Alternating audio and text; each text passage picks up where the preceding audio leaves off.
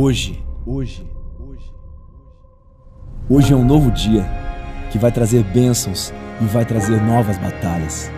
Você será despertado a encarar novos desafios. Assim como Elias, nem sempre somos chamados por Deus para um desafio quando as circunstâncias à nossa volta são ótimas. Na verdade, muitas vezes somos chamados como resposta para situações difíceis. Deus levantou Elias como profeta de uma difícil situação para ser um perturbador de Israel. E você é um perturbador da sua geração? Muitos dos nossos problemas seriam resolvidos se obedecêssemos a todas as instruções que recebemos por parte de Deus. Porque viver o chamado de Deus para as nossas vidas sempre passará por posturas de ousadia. E cada passo que damos, uma nova porta é colocada diante de você, e algumas vezes o Senhor conduzirá você a fazer o que ninguém fez ainda: abrir uma porta. Precisamos ser obedientes, ousados e corajosos, mas o combustível da mudança em nossas vidas é a fé. Deus se alegra com sonhos impossíveis. Eu estou focado em Jesus, focado em Deus e alinhado com o Santo Espírito. Meu coração com expectativa, sem medo do que está por vir. Sem desculpas, você é a resposta. Dessa série. E ao longo de toda essa série, nós falamos sobre a vida do profeta Elias, da disposição de Elias em obedecer, da disposição de Elias de fazer a vontade de Deus, da coragem, da ousadia e de tantas coisas. E hoje, no encerramento dessa série, nós permanecemos no mesmo lugar. E que lugar que é esse? É o Monte Carmelo. Você sabe que Deus orientou Elias. Elias confrontou o rei Acabe e Jezabel. Elias, na verdade, se posicionou ali diante dos 850 profetas daqueles deuses falsos, de Baal e Acerate. E agora, com todo o povo reunido, Elias preparou o altar, na verdade 2 cordeiros, e ele esperou, na verdade, durante toda aquela manhã, os profetas de Baal clamarem ao seu Deus, se martirizassem ali, se autoflagelassem ali, e nenhuma resposta, nada. Num momento em diante, Elias, num ato de ousadia, ele rompe o silêncio e começa, na verdade, a confrontar não apenas aqueles profetas, mas o próprio rei Acabe, dizendo: olha, onde que clame mais alto, porque até agora nada. Até que chegou o momento que ele disse: basta, agora é a minha vez. E na semana passada nós vimos como que ele preparou aquele altar. Num ato de fé, ele prepara o altar e manda que coloquem água, não apenas uma, mas 3 vezes. E nós estamos em 1 Reis, o capítulo 18. Tudo que Elias podia fazer, ele fez. E diante disso, ele vai orar ao Senhor. E aqui nós encontramos uma das mais belas orações da Bíblia. 1 Reis, o capítulo 18, a partir do verso 21. Diz assim o texto da palavra do Senhor: a hora do sacrifício, o profeta Elias colocou-se à frente do altar e orou. Tudo que ele fez seria em vão se Deus não o escutasse. E ele ora e ele diz: ó Senhor, Deus de Abraão, Deus de Isaac e Israel, que hoje fique conhecido que tu és Deus em Israel, e que eu sou teu servo, e que fiz todas essas coisas por tua ordem. Responde-me, ó Senhor, responde-me, para que este povo saiba que tu, ó Senhor, és Deus, e que fazes o coração deles voltar para ti. O profeta Elias ora pela resposta de Deus. Até então, o povo se mantinha calado, o povo se mantinha observando aquilo que estava acontecendo. Mas a partir desse momento, algo precisa acontecer. E na verdade o desafio que eu quero fazer nessa noite para você é para que você comece a experimentar daquilo que Deus já liberou sobre a sua vida. Nós temos durante essa série de mensagem não apenas pregado a palavra e aguçado o seu senso profético, a percepção daquilo que Deus está fazendo, mas nós temos desafiado você a se colocar diante do Senhor, para que o Senhor possa manifestar na sua vida, para que você tenha essa experiência. Eu quero pedir que você se coloque de pé neste momento, e nós vamos adorar o Senhor com uma canção que fala de fato da resposta de Deus à oração de Elias, e talvez a oração que você tem feito hoje. Aquele povo estava há 3 anos na mais profunda seca. Talvez a sua vida hoje represente na verdade essa seca. Talvez você tenha vivido dias áridos, mas o Senhor te trouxe aqui para nessa noite derramar da sua chuva sobre você, derramar de fato do fogo do Espírito Santo, do fogo de Deus. Mas mais ainda, Ele vai trazer não apenas uma manifestação espetacular na sua vida, mas trazer a resposta que você precisa. Aquele povo precisava de chuva, aquele povo precisava da manifestação de Deus, e é isso que o Senhor vai fazer nas nossas vidas hoje. Você crê nisso? Você crê nisso? Feche os seus olhos, vamos adorar o Senhor neste momento.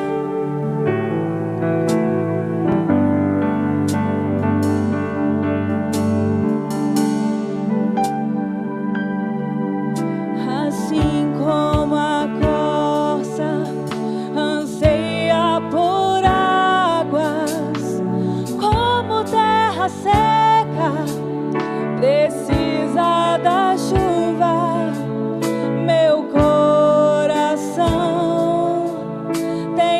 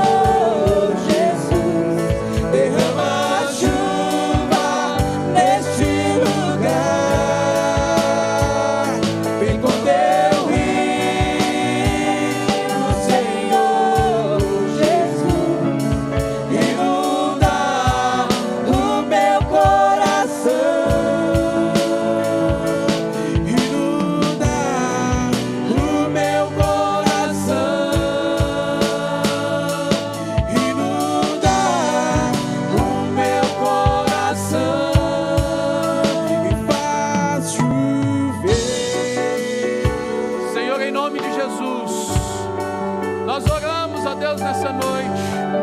E clamamos, ó Deus, que os céus estejam abertos sobre a vida dos seus filhos. Que por meio da tua palavra, Senhor, as comportas sejam abertas, ó Deus, e o Senhor possa derramar daquilo, ó Deus, que eles de fato estão precisando. Ó Deus, o Senhor é um Deus de toda provisão. Em nome de Jesus, ó Deus, fala conosco por meio da tua palavra. Libera, Senhor amado, em nome de Jesus, do teu favor sobre nós hoje. Em nome de Jesus. Amém.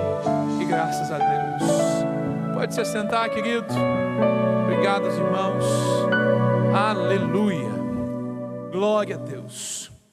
1 Reis, capítulo 18, a partir do verso 21, é o que nós, na verdade, vamos estar ministrando. Abra a sua Bíblia e permaneça com ela aberta aí, e nós vamos lendo ao longo da mensagem. Amém? Aqui quando a gente olha para esse texto, olha para esse momento, nós vamos perceber que até esse momento em que Elias orou, nada havia acontecido, na verdade, na vida das pessoas. Há uma frase que eu gostaria de compartilhar com você e encorajar você a tomar ela para si, como eu tenho feito. E essa frase diz o seguinte: olha, trabalhe ou faça o que você tiver que fazer, mas faça como se tudo dependesse de você. Faça de fato, ou seja, o seu melhor. Isso na verdade fala daquilo que depende de nós. Mas não fique só nisso. Ore como se tudo dependesse de Deus, porque de fato depende dele. Qual que é o problema que muitas das vezes nós fazemos? Muitas das vezes nós não fazemos aquilo que nós precisamos fazer, e nós oramos como se Deus não pudesse fazer. E quando nós agimos dessa forma, na verdade nós estamos nos auto-sabotando. Nós estamos impedindo, na verdade, que Deus possa agir nas nossas vidas. Uma das primeiras lições que eu aprendi no seminário, lá no ano de 2006, foi que Deus, Ele não faz nada, absolutamente nada, que nós possamos fazer. Quando a gente olha, mas por quê? Porque Ele já fez, porque Ele já nos fez. Há uma capacidade, na verdade, que é sua, há uma parte, ou seja, há uma responsabilidade que é nossa, e que nós precisamos assumir esse papel.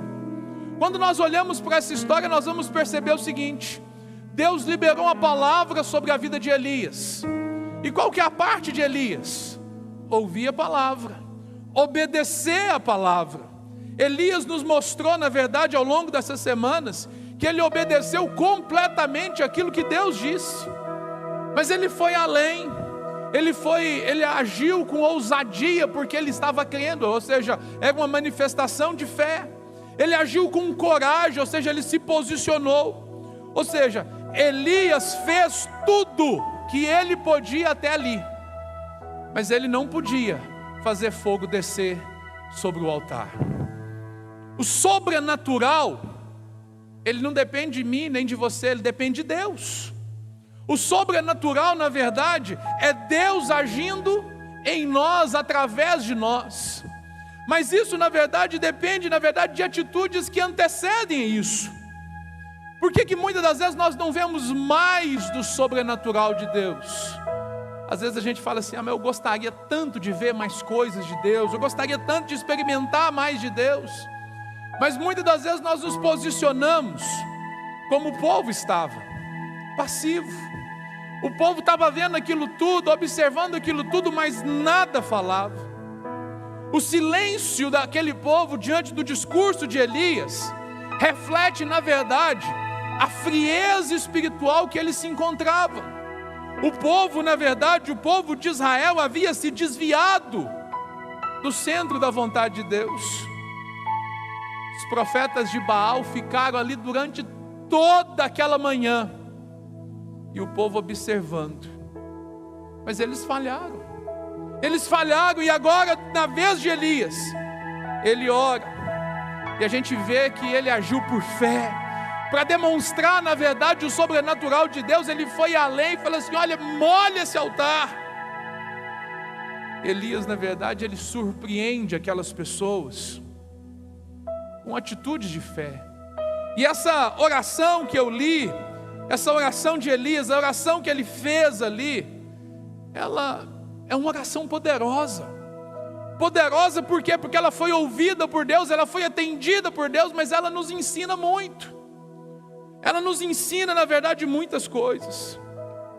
E eu quero compartilhar com você que talvez a principal característica de Elias, e que nós aprendemos em toda essa série, é que Elias, na verdade, ele tinha um coração alinhado com o céu, um coração alinhado com Deus.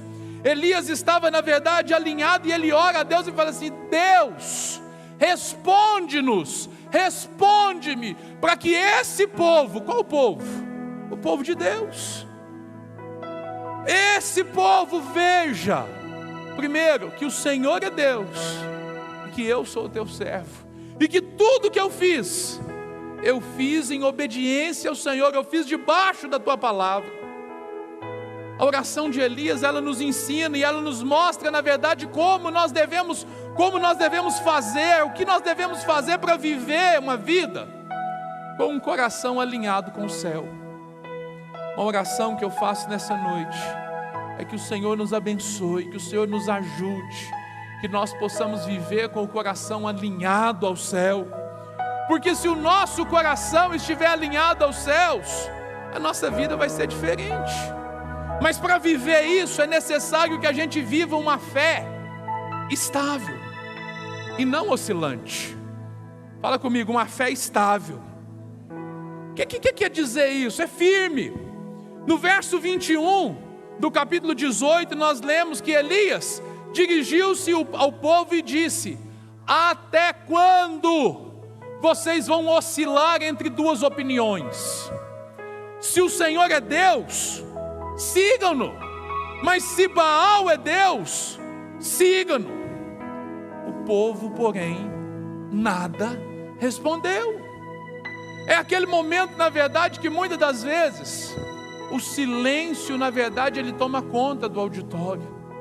É aquele momento, na verdade, em que nós somos confrontados e muitas das vezes a gente se percebe o quê? Omissos.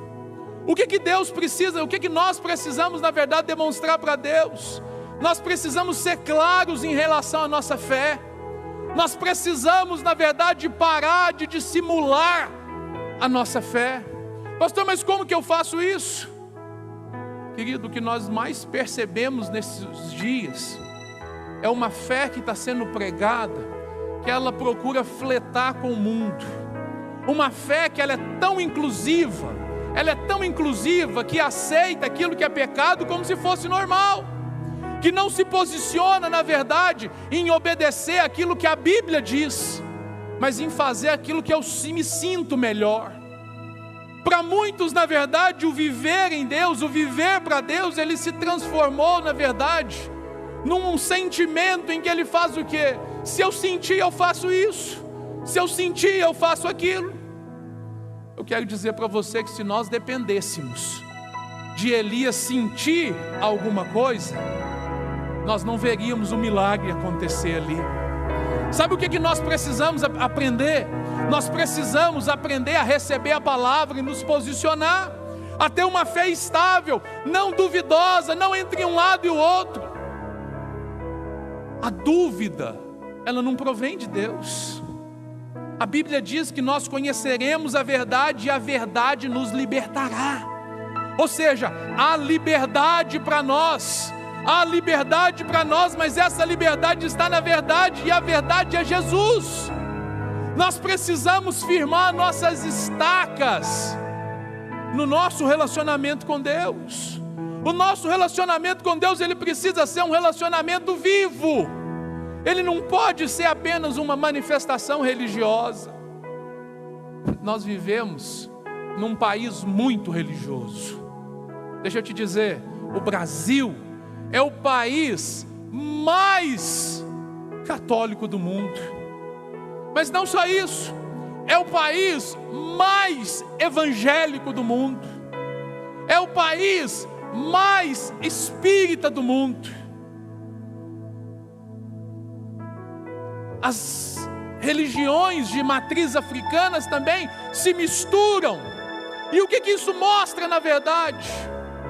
Isto mostra na verdade a carência que as pessoas precisam na verdade de um Deus, mas que muitos estão na verdade oscilando, e você está aqui, e Deus te chamou para você ser a resposta.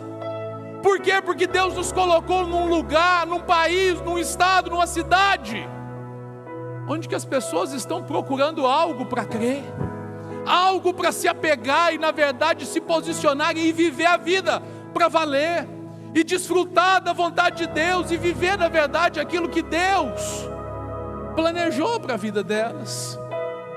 O povo de Israel foi um povo escolhido por Deus para se tornar referência para os outros povos, mas o povo se desviou.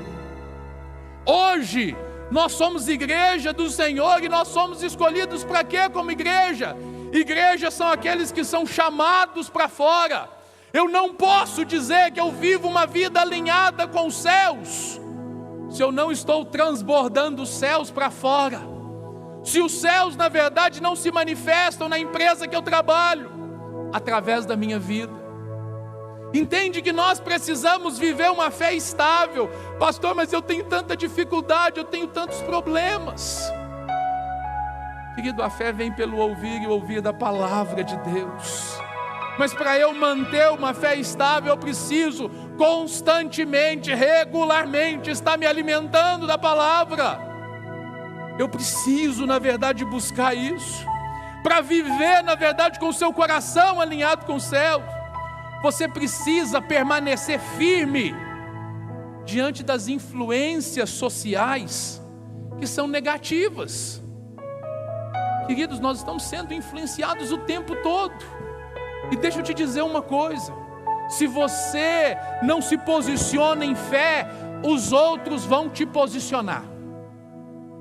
Se você não se posiciona, os outros vão te conduzir. Agora, você já percebeu o sol quando ele nasce sendo influenciado pelo frio do dia? Ou pela escuridão que estava ali até que ele chegasse? Você não vê isso, porque o sol quando ele nasce, o que ele faz? Ele vai brilhando, brilhando, brilhando, aquela luz vai aumentando e vai aumentando, e as trevas que estavam reinando, que estavam ali, acontece o que? Elas desaparecem. Por quê? Porque o sol está presente. Sabe o que Deus quer fazer? Que quando você chega nos lugares, quando você se apresente nos lugares, olha, a luz de Deus possa inundar aquele lugar. Você na verdade foi chamado para ser luz do mundo, sal da terra. Mas nós temos uma tendência a fazer o quê? Nós não queremos na verdade muitas das vezes aparecer, nós não queremos incomodar, nós temos medo do que as pessoas vão dizer, e por causa disso a gente assume uma postura politicamente correta. Elias está mostrando para nós o seguinte: até quando vocês vão cochilar, vão na verdade se ficarem divididos entre dois pensamentos? No verso 22 ele questiona e ele diz o seguinte: disse então Elias: eu sou o único que restou dos profetas do Senhor, mas Baal tem 450. A quem que você vai seguir? Elias está dizendo o seguinte: vocês vão ouvir a minha voz ou vocês vão ouvir a eles? Elias está chamando eles e dizendo o seguinte: povo de Israel, volte a atenção na verdade para aquilo que Deus está falando através do profeta. E o que Deus está clamando nos nossos dias hoje? Olha, tem muita voz dissonante lá fora, tem muita voz esquisita lá fora, tem muito estilo de vida atrapalhado, misturado lá fora, tem muita gente misturando religião com um monte de coisa. Tem pessoas na verdade que no domingo eles estão aqui orando, buscando o Senhor, e no outro dia eles estão buscando resolver os seus problemas dos seus jeitos, procurando na verdade manipular forças espirituais para que as suas vontades aconteçam. Era o que o povo de Israel estava fazendo, porque o povo se afastou do Senhor e começou a buscar Baal. Por quê? Porque os profetas de Baal diziam o seguinte: ele é o Deus da colheita, esse Deus vai fazer chover, E nada aconteceu. Pelo contrário, as coisas iam de mal a pior. A nossa fé, querido, ela nunca foi baseada na maioria. Nunca foi baseada na maioria. Tem pessoas que estão assim: daqui tantos anos o Brasil vai ser um país de maioria evangélica. Os políticos estão preocupados com o movimento evangélico. Mas presta atenção. Eu e você, nós somos chamados, sabe para quê? Para gerar transformações. Mas para gerar transformação, nosso coração precisa estar alinhado com os céus. E olha, você precisa entender que apesar das pessoas pensarem diferente, das pessoas agirem diferente, e você se encontrar, você fazer parte de uma minoria, você e Deus é sempre maioria. Você pode repetir isso comigo? Você pode repetir e dizer assim: eu e Deus somos maioria. Diga assim: em toda e qualquer circunstância, eu e Deus somos maioria. Você precisa entender, na verdade, que maior é o que está em você do que o que está no mundo. O Elias já havia entendido isso, e por isso ele teve a coragem de se posicionar. Qual que é o medo das pessoas? E se não funcionar? Querido, Deus, Ele é um Deus verdadeiro, amém? Porque Ele diz para nós: olha, você precisa viver uma fé estável. Você precisa se manter firme, se mantenha firme diante das circunstâncias, das opiniões diferentes, das influências negativas. Mas sabe qual é a terceira coisa que você precisa fazer? Faça provas. Faça prova de fé com o Senhor. Querido, é o Senhor que manda. É o Senhor, na verdade, que nos recomenda, na verdade, que façamos prova com Ele. O Salmo de número 34, verso 8 diz o seguinte: provem o Senhor e vejam como o Senhor é bom, como é feliz aqueles que nele se refugiam. Para de se esconder no anonimato, pare de se esconder debaixo das suas desculpas. Olha, faça prova do Senhor. Elias, na verdade, ele mostra isso para nós. 1 Reis 18, verso 23, ele diz o seguinte: tragam os 2 novilhos, diz para todos eles, escolham eles um, e cortem-no em pedaços, e ponham sobre a lenha, mas não acendam. Eu prepararei o outro novilho. Ele está dizendo o seguinte: olha, eu preparei os 2 novilhos, estão aqui, mas sabe de uma coisa? Deixa eles escolherem primeiro. Escolhe o que vocês acharem que é o melhor. Escolhe, porque independente da circunstância, o meu Deus é maior. Elias estava convicto disso. E ele diz o seguinte: mas eu não vou acender o fogo não. Nós vamos clamar, nós vamos adorar. Elias continua dizendo, verso 24: então vocês invocarão o nome do seu Deus, e eu invocarei o nome do Senhor. O Deus que responder por meio do fogo, esse é Deus. Então todo o povo disse: isso parece legal, mas quem que propôs? Tem horas, na verdade, que você precisa assumir o protagonismo da sua vida e se posicionar em Deus, e se posicionar diante das circunstâncias, das crises, e não aceitar, na verdade, ou seja, a realidade negativa. Mas todo mundo está dizendo isso. As coisas caminham para esse lado. Quem tem uma palavra de Deus tem tudo. Quem tem uma palavra da parte de Deus tem tudo. E o Senhor já liberou sobre você nessa noite que você é abençoado. É a Bíblia que diz, Efésios capítulo 1, verso 3 diz: bendito é o Pai, nosso Senhor Jesus Cristo, que já nos abençoou com todas as bênçãos das regiões celestiais. Então, ou seja, essa bênção já foi liberada sobre você. Agora, faça prova, haja por fé, se refugie nele, dê um passo de coragem diante do Senhor. Pastor, como assim?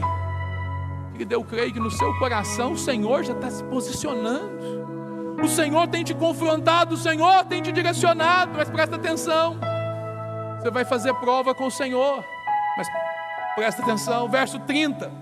Nós vemos que Elias diz o seguinte: Elias nos ensina que para fazer prova com o Senhor, prepara o altar. Prepara o altar e faça a sua oferta de adoração. Foi o que Elias fez. Verso 30. Então Elias disse ao povo, na hora que chegou a vez dele, então Elias chama o povo, vem para perto. Ele disse ao povo, aproximem-se. Aproximem-se. É preciso que você entenda isso nessa noite. Você sabe por que as pessoas, na verdade, tem muitas pessoas que na sua família, que na sua casa, não entendem algumas coisas em você. Tem muitas pessoas que não entendem, na verdade, por que você oferta. Sabe por quê? Não tem como ofertar longe do altar. Para ofertar, a gente precisa chegar no altar. E a oferta, na verdade, querido, as pessoas às vezes te criticam por causa disso, e você às vezes se vê questionado, mas querido, presta atenção. Você deve, na verdade, ou seja, entender que a oferta, na verdade, ela é muito mais do que dinheiro, é muito mais do que todas essas coisas. A oferta é a sua vida. E se a sua vida é do Senhor, o que você tem também é dele. Então você não tem medo, você não tem restrições, você faz por quê? Porque você ama. Aproxime-se. O povo de Israel foi chamado a se aproximar do Senhor. E sabe quem que oferta? Sabe quem é que tem coragem de dizimar? É quem vive um relacionamento com Deus de verdade. Porque para ele aquilo não é um obstáculo, aquilo não é um problema. Por quê? Porque ele já é do Senhor. O recurso dele já é do Senhor, ele não está preocupado. Na verdade, olha, é preciso que você tenha entendimento e clareza disso. Deus, na verdade, o que Deus deseja, na verdade, é você. Elias chamou o povo, aproximem-se. Elias reparou o altar do Senhor que estava em ruínas. Quem é o altar hoje? Naqueles dias, antes do nosso Senhor Jesus Cristo, havia um altar em que eram feitos sacrifícios. Mas no nosso tempo, no Novo Testamento, o altar sou eu. O altar somos nós. Elias reparou o altar para que o fogo pudesse descer, querido. Repare o altar. Repare a sua vida. Conserte-se com Deus, porque Deus quer manifestar do poder dele na sua vida. Olha, como é que eu faço isso, pastor? É por meio do arrependimento, é por meio, na verdade, de um posicionamento, é por meio de crer, na verdade, que o amor de Deus te alcança onde você está. Depois que ele reparou esse altar que estava em ruínas, por que o altar de Deus estava em ruínas? Porque o povo já não adorava mais, o povo não buscava, o povo estava buscando aos seus próprios deuses, aos seus próprios interesses. Nós vivemos num tempo em que nós precisamos reparar os nossos altares. Nossas celebrações não podem ser celebrações apenas naturais, apenas religiosas, mas precisa ser a expressão do nosso coração. Ele reparou o altar e depois apanhou, na verdade, 12 pedras, uma para cada tribo dos descendentes de Jacó, a quem a palavra do Senhor tinha sido dirigida, e disse: seu nome será Israel. Com as pedras construiu um altar em honra do nome do Senhor, e cavou ao redor do altar uma vala com capacidade de 2 medidas de semente. Depois arrumou a lenha, cortou o novilho em pedaços e pôs sobre a lenha. Então ele disse: encham de água 4 jarras grandes e derramem sobre o holocausto e sobre a lenha. Reparar o altar, colocar as coisas em ordem. Querido, esse é o tempo, na verdade, você precisa entender, Deus quer te usar, Deus quer fazer com que através de você, vidas sejam transformadas, mas é preciso colocar as coisas em ordem. Eu não sei o que está acontecendo na sua vida, mas o Senhor sabe, e essa é uma noite, na verdade, de conserto, para você colocar a sua vida e falar assim: Deus, coloca em ordem, coloca em ordem. É quando a gente clama, na verdade, que nós somos casa de Deus, e você virar e falar assim: Deus, coloca as coisas em ordem, pinta a parede da cor que o Senhor quiser, coloca os móveis no lugar que o Senhor quiser. Você tem coragem de orar ao Senhor e falar assim: Deus, faz as mudanças na minha vida que são necessárias. Reparar o altar é estar disposto, na verdade, a obedecer a Deus e se posicionar, e falar assim: a minha vida é do Senhor, os meus recursos são do Senhor, o meu tempo é do Senhor. Quer saber de uma coisa que, na verdade, nesses dias é do maior interesse de Deus? A sua agenda. A sua agenda. O que você faz todos os dias para o Senhor? Qual é o seu tempo? Qual é o tempo do Senhor no seu dia? Qual é o tempo? Qual que é a porção que Deus ocupa no seu tempo? Deus quer, na verdade, ministrar sobre as nossas vidas. Nós precisamos romper esses laços da religiosidade e avançar para uma nova vida. Uma vida que está alinhada com o céu, está alinhada com o propósito de Deus. Repare o altar e depois clame com fé. Clame com fé ao Senhor.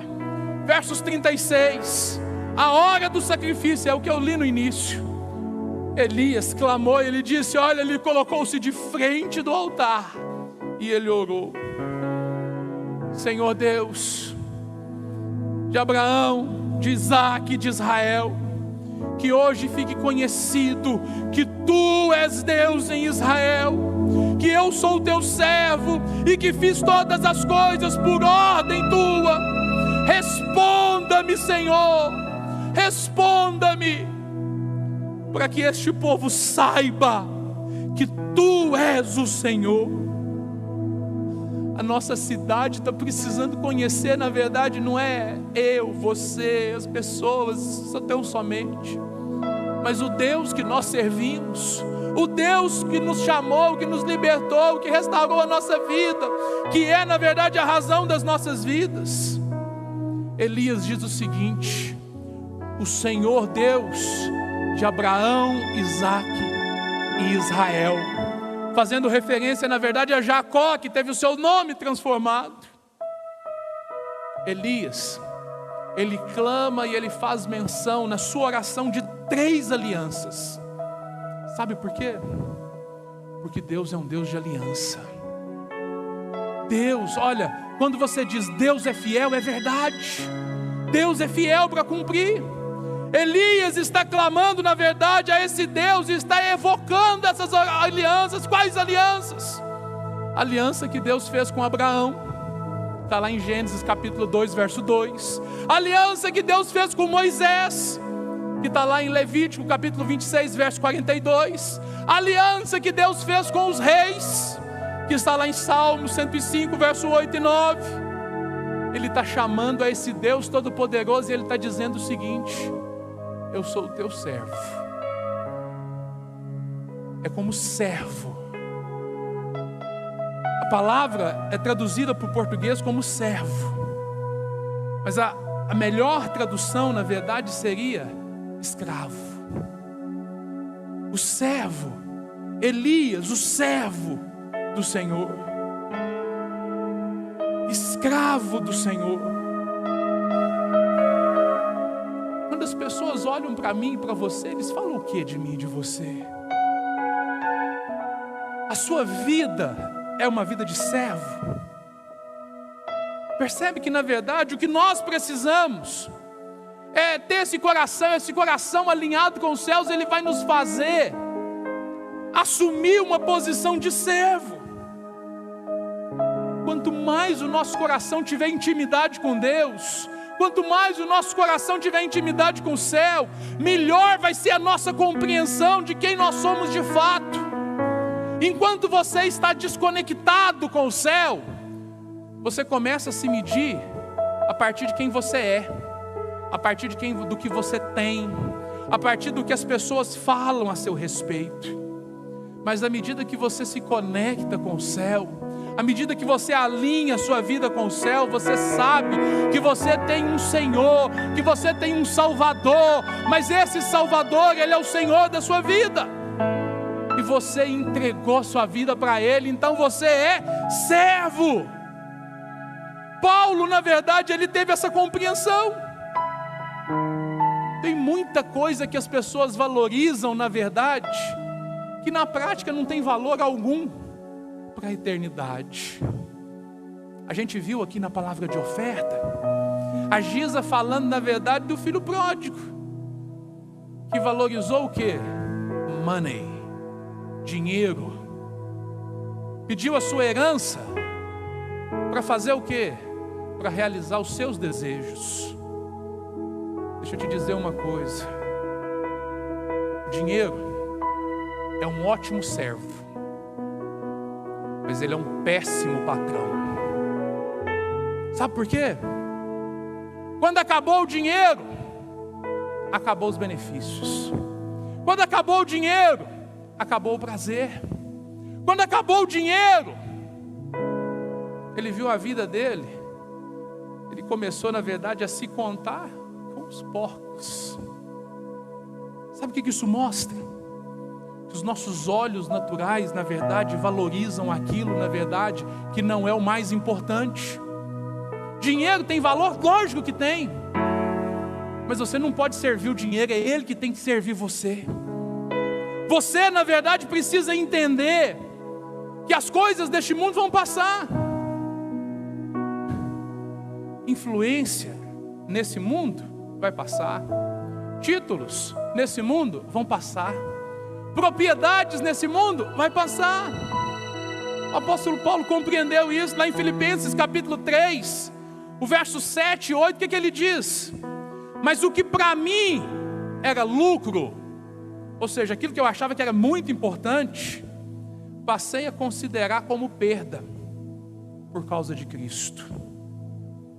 Mas do que isto, mais do que isso, considero tudo como perda, comparado com a suprema grandeza do conhecimento de Cristo Jesus, meu Senhor, por quem perdi todas as coisas.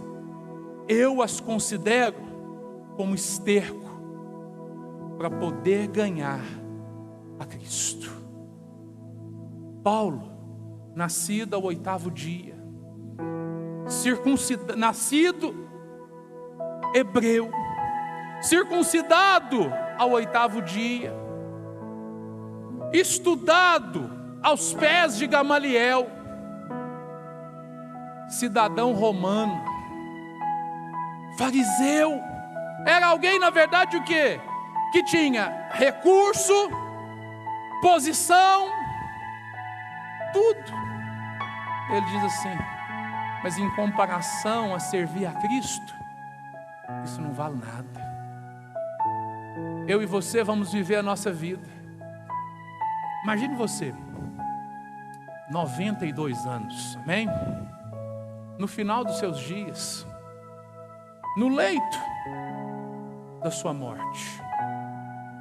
O que as pessoas valorizam nesse momento? No leito da sua morte, no leito de morte, nenhum de nós vai lá e vai pedir assim: ô, fulano de tal, traz as escrituras dos imóveis que eu comprei durante a vida, para que eu possa dar uma última olhadinha nelas. Traga o extrato das minhas aplicações financeiras, para eu ver se hoje as coisas estão legais. Nada disso. No leito de morte, Sabe o que as pessoas valorizam? Pessoas. São pessoas. E mais ainda, traz a netinha lá, traz o netinho, para que possa ver o vovô. No final da nossa vida, o que sobra, na verdade, o que vale, são os relacionamentos. As coisas vão ficar. Mas olha, e depois disso? Se a minha vida é com Deus, eu vou passar a eternidade com Ele. Se a minha vida é sem Deus, querido, não existe meia verdade. Quem crê no Senhor Jesus Cristo será salvo. Quem não crê já está condenado. Pode ter sido a pessoa mais boa do mundo, mas se não tem um relacionamento verdadeiro com Deus, vai se perder. Agora presta atenção. Quando a gente olha para essa perspectiva de futuro, a nossa responsabilidade é olhar para o presente, para saber que o que vai mudar esse futuro lá é o que eu faço hoje. Se o que vale a pena na verdade são os relacionamentos, por que eu vou ficar me matando por causa de coisas que vão ficar aqui? Você precisa, na verdade, entender uma coisa: a nossa carne, ela nunca melhora. Você pode ser rico, pobre, milionário, bilionário, a sua carne vai ser ruim. A sua natureza carnal vai continuar sendo ruim. Mas você pode mudar isso. Pastor, como? Mudar o quê? O destino, fazendo o quê? Você pode sim viver uma vida de obediência. E se você obedecer ao Senhor, se você viver a vida alinhado com os céus, você vai desfrutar daquilo que o Senhor prometeu. Gálatas no capítulo 5, verso 16, a Bíblia diz o seguinte: por isso eu vos digo, a carne não melhora. A nossa natureza carnal, ela é assim. Tanto é que quando o Senhor voltar, o nosso corpo será glorificado. Mas o meu espírito, ele nasceu de novo, amém? A minha alma está sendo transformada. Então o que eu preciso fazer, querido? Gálatas 5, verso 16, vivam pelo Espírito. Vivam pelo Espírito e de modo nenhum vocês satisfarão os desejos da carne.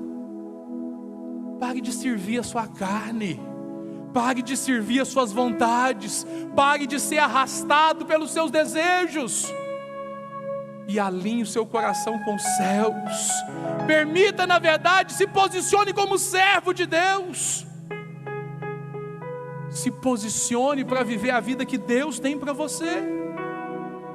Porque a sua vida é dele por direito.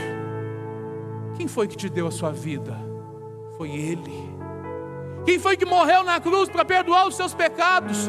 Foi Ele. Quantos crentes na pessoa do Senhor Jesus Cristo temos aqui? Você se entregou para Ele.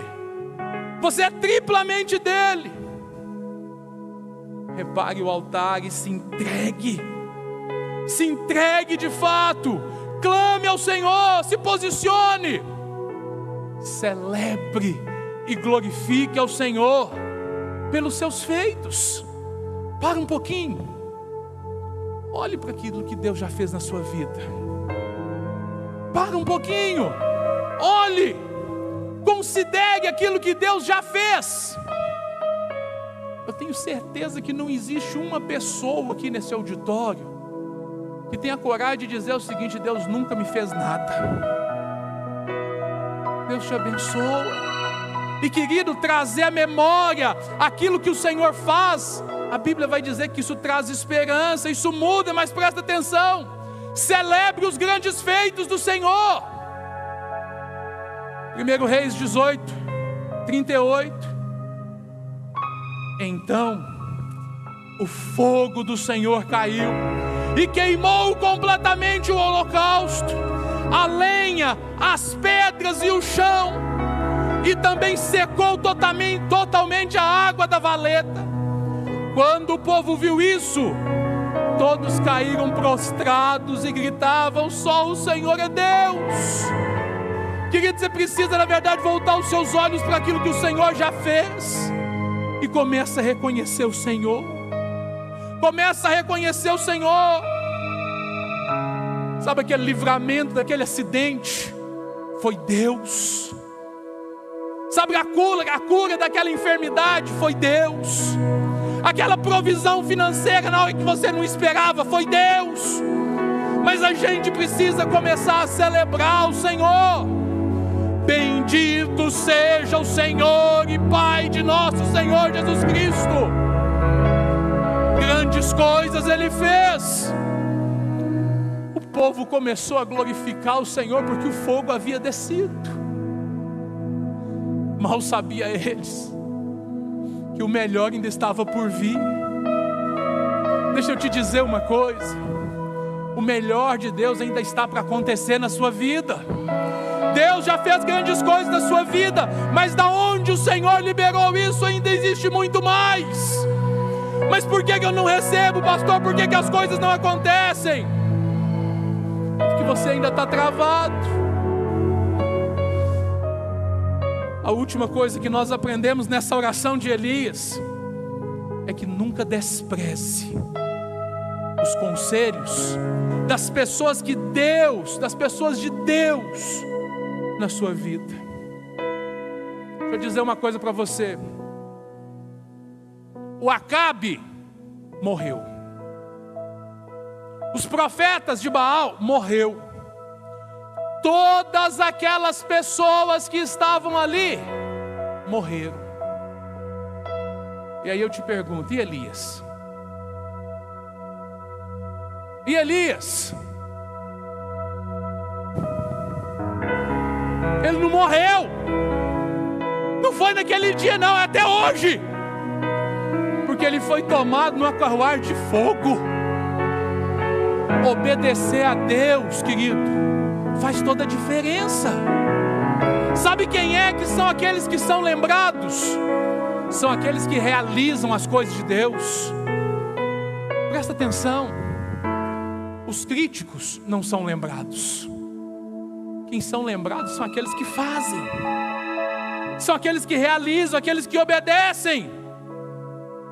O Acabe podia ter uma história completamente diferente. O Acabe é um rei omisso. O Acabe foi um rei que se desviou dos caminhos do Senhor. O Acabe foi um rei que levou o povo de Israel a servir outros deuses. Tudo porque ele não escutou a voz de quem Deus colocou para falar na vida dele no seu tempo. E nos nossos dias não é diferente. O que acontece? Às vezes a gente não percebe, mas Deus continua falando conosco todos os dias, por meio da palavra. Às vezes Deus fala por meio do seu pastor, por meio dos seus pais, por meio dos seus amigos. Pastor, mas como que eu posso saber se é Deus que está falando ou não? Você precisa ter intimidade com Deus. Você precisa ter relacionamento com Deus. Querido, a Bíblia é a chave. A Bíblia é o prumo para saber se a pessoa está falando que é de Deus ou não. Se eu conheço a palavra de Deus, se eu estou alicerçado na palavra, eu vou ouvir a palavra do servo de Deus. E eu vou ser como os irmãos de Bereia, eu vou conferir na palavra. É por isso que eu afirmo para você nessa noite: não creia no que eu digo, creia no que a palavra de Deus diz. Porque a palavra de Deus é verdade. Acabe não creu na palavra que Elias estava dizendo. Mas olha aqui, presta atenção. A partir do verso 41 do capítulo 18, Elias, depois disso tudo acontecer, fogo descer do céu, Elias disse a Acabe: vá comer e beber, pois já ouço o barulho de chuva pesada. Qual que era o problema do povo? Não era escassez de fogo. O fogo no altar era a manifestação sobrenatural que Deus era o Deus de Elias. Mas o que aquele povo precisava? Chuva. Elias disse assim: vá comer e beber, porque eu já estou ouvindo barulho de fogo, de chuva pesada. Então Acabe foi comer e beber, mas Elias subiu no alto do Carmelo, dobrou-se até o chão e pôs o rosto entre os joelhos e disse para o seu servo: vai e olhe em direção ao mar. E ele foi e olhou. Não há nada lá, disse ele. Elias, Acabe foi para sua tenda se alimentar. Elias subiu no monte mais alto, foi orar ao Senhor e foi clamar ao Senhor. E o servo dele, ele mandou: olha na direção do mar. E ele volta: não tem nada, Elias. Elias continuou orando: volta lá. E ele voltou, ele foi e voltou 7 vezes. Sabe qual que é o problema meu e seu muitas das vezes? É que a gente ouve a Deus, a gente, na primeira vez que a gente tenta, a gente desiste. Na segunda vez, a gente desiste. Na terceira vez, a gente começa: não vai acontecer nada não. Já teve bom demais, já desceu o fogo do céu, e não vai dar, acabou. Por que você desiste na primeira vez? É preciso que você vá até o final. Vá até o final. 7 vezes o Elias mandou: volte para ver. Na 7ª vez, ele disse: uma nuvem tão pequena quanto a mão de um homem está se levantando no mar. Talvez você está aqui hoje e para o seu milagre acontecer, você está pensando no seu coração: pastor, mas eu já orei, eu já jejuei, Querido, persiste, continua, não desista. Sabe por quê? Às vezes o sinal vai ser pequenininho, mas você precisa ter olhos para ver. Elias, antes de ver qualquer coisa, ele já estava ouvindo o som. E aí o que aconteceu? O servo viu uma pequena nuvem. Então Elias disse: vá dizer a Acabe, prepare o seu carro e desça antes que a chuva o impeça. Que isso, vai chover não. Enquanto isso, o texto diz: nuvens escuras apareceram no céu. Então começou a ventar e começou a chover forte. Acabe partiu para Jezreel. E ele partiu de carro.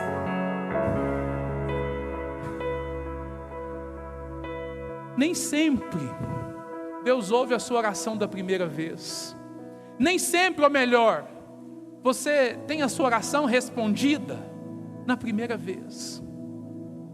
Mas o chamado de Deus para você hoje, para a sua vida, para viver uma vida alinhada com os céus, é creia, continue crendo, receba o poder de Deus pela fé.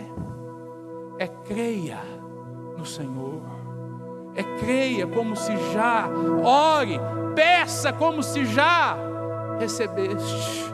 É não duvide, é creia.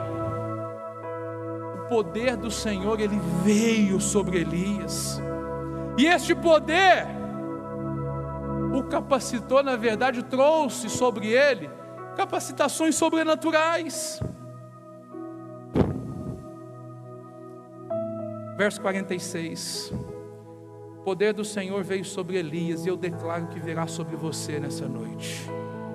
E este, prendendo a sua capa com o cinto, correu à frente de Acabe por todo o caminho até Jezreel. Acabe nos cavalos, Elias a pé. A bênção da aceleração veio sobre ele. Sabe o que você precisa crer, querido? Que é Deus que vai fazer com que o milagre aconteça. Não é na sua capacidade. Que força biológica Elias teria para correr à frente dos carros de Acabe? Nenhuma. Que capacidade extraordinária Elias teria? Nenhuma. Deixa eu te adiantar uma coisa. Depois disso tudo, só para provar para você que não é Elias, pouco depois disso tudo aqui acontecer, o Elias recebeu um WhatsApp. De quem? Da Jezabel. Com uma mensagem só: vou te matar. Sabe o que o Elias fez? Correu, se escondeu numa caverna. Sabe por quê? Não era o Elias que era o bambambam, era o Deus de Elias. Sabe por que a Bíblia mostra isso? Porque às vezes você não percebe que altos e baixos na sua vida não é por causa de Deus, é por causa de você, é por causa da sua posição. Mas é possível manter-se alinhado com os céus. O que Deus está mostrando para nós? Que se o poder de Deus vier sobre nós, nós podemos. Se você se posicionar como servo e permitir que a provisão de Deus se manifeste através de você, as coisas vão acontecer. Timóteo capítulo 3, Paulo diz o seguinte: cuidado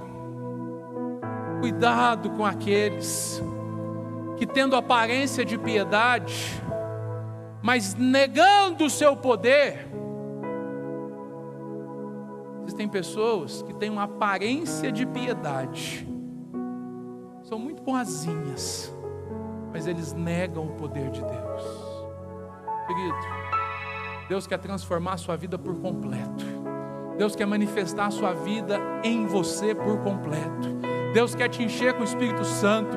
Deus quer batizar você no Espírito Santo. Deus quer fazer com que você ore em línguas. Deus quer que você flua nos dons. Essa é a vontade de Deus para todos.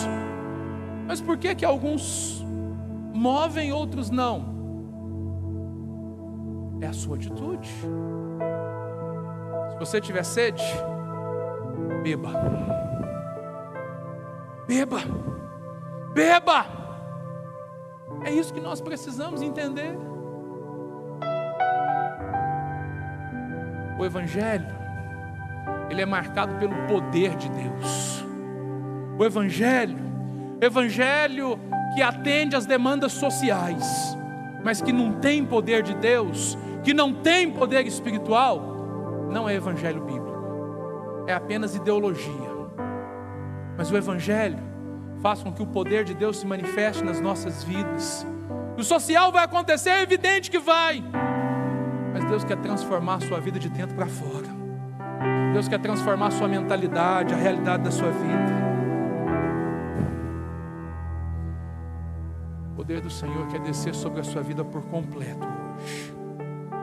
O que aconteceu com Elias? Resultado da obediência, da ousadia, da coragem, da fé sobrenatural e do alinhamento dele com o Senhor, ele fez com que o povo pudesse reconhecer que só o Senhor é Deus. É do interesse de Deus mudar a sua vida. Você crê nisso? Fica de pé no seu lugar. É do interesse de Deus mudar a realidade da sua vida. Por quê? Porque Deus, mudando você, transformando você, Ele vai fazer de você uma carta viva para esse mundo.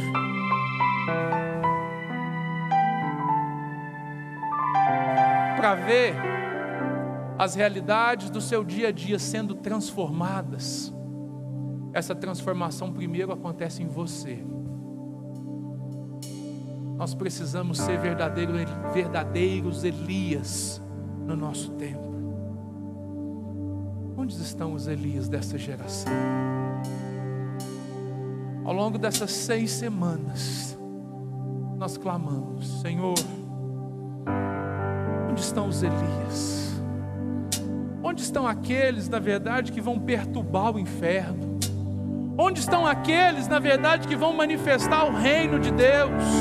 Que vão se levantar, na verdade, em obediência, em ousadia, em coragem, em fé, em alinhamento com os céus, e verão suas famílias sendo transformadas, suas cidades, o estado, o país. Tudo começa conosco. O profeta Abacuque, ele disse o seguinte: mas a terra se encherá do conhecimento da glória do Senhor, como as águas enchem o mar. Como é que isso vai acontecer? É através de mim e de você.